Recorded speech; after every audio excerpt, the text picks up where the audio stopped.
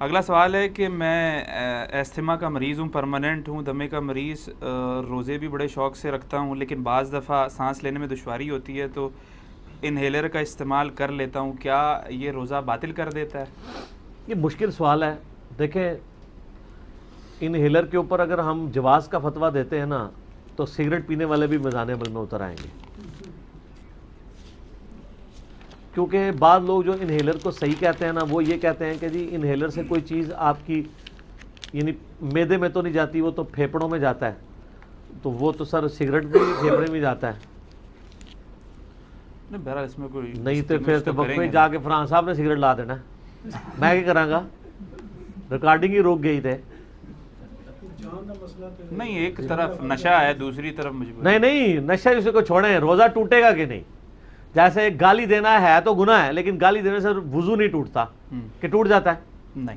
غیبت کرنا گناہ کبیرہ ہے، لیکن غیبت کرنے سے وضو نہیں ٹوٹے گا. اس وقت جو ہے نا وہ ٹیکنیکل ڈسکشن ہو رہی ہے روزہ توڑنے کے اعتبار سے. سگریٹ پینا صحیح ہے غلط ہے؟ وہ تو ہم کہتے ہیں غلط ہے، لیکن اس سے روزہ ٹوٹے گا یا نہیں؟ کیونکہ یہ بھی آپ انہیل کر رہے ہیں جس طرح کہ انہیلر کر رہے ہیں، وہ بیماری کی جیسے کر رہے ہیں، وہ بھی کہیں گے کہ جی ہمیں بھی مسئلہ ہے، ساڈا بھی کام چالو نہیں ہوتا جو تک پیئیں گے نہیں. کتنے لوگ ہیں وہ افطاری سگریٹ سے کرتے ہیں، وہ کہتے ہیں نہیں معدہ ہی نہیں چلتا، حالانکہ ان کا وہم ہے، اس طرح نہیں ہوتا. انتہائی نقصان دہ چیز ہے سگریٹ، تو یعنی سختی سے اس کو منع کرتے ہیں. تو انہیلر کے اوپر آ جائیں. اب آپ انہیلر کا جو مسئلہ ہے نا، اب چونکہ قرآن پاک میں لا یکلف اللہ نفسا الا وسعها، اللہ تعالیٰ کسی جان پہ اس سے بڑھ کے بوجھ نہیں ڈالتا. اب یہ کیٹاسٹرافک کنڈیشن میں اگر کوئی شخص دمے کا مریض ہے اور اس کو بھی ہر دفعہ نہیں، کبھی کبھار ضرورت پڑتی ہے انہیلر لینے کی، اگر وہ اتنا انہیلر لے لیتا ہے ایک سانس کو جاری کرنے کے لیے، تو اجتہاداً اس کا روزہ ٹوٹنا نہیں چاہیے، کیونکہ وہ شرعی ایک مریض ہے. کئی ایک چیزیں تو ہم ویسے بھی انہیل کر رہے ہوتے ہیں، جیسے گاڑیوں کا دھواں. آپ پتہ ہے اس وقت انڈیا کے بارے میں پڑھ رہا تھا کہ دلی شہر میں روزانہ ہر بندہ 40 سگریٹ کا دھواں انہیل کرتا ہے فضا سے، بغیر سگریٹ پیے. کڈا بڑا عذاب ہے جی، ایک بندہ سگریٹ بھی نہ پیتا ہو اور وہ 40 سگریٹ کا دھواں انہیل کر رہا ہو، اس کے پھیپڑے تباہ و برباد ہو رہے ہوں.